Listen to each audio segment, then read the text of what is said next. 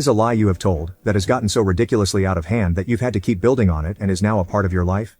1. I'm the kind of person that always leaves my shoes tied and just slips them on. I've been dating this girl for a couple months and then one day my shoe gets untied but I'm too lazy to tie it. It really bothers her and she insists on me tying it. I really don't want to bend over and do it for some reason.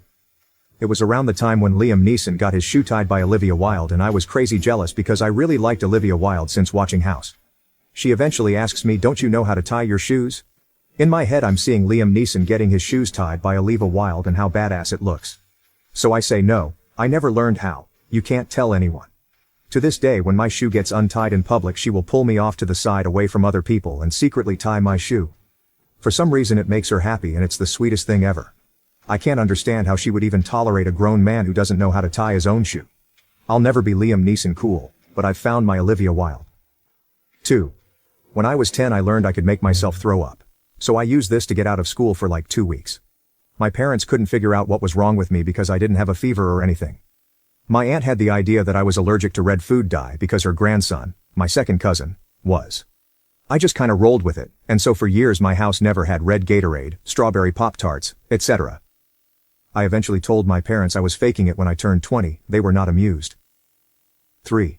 I had a co-worker tell me he got married on accident. It was Christmas morning and he bought his girlfriend a ring as a Christmas present. They were both sitting around the tree and when she opened it she started to cry and said, "Well, are you going to ask me?" That's when he realized what he had done.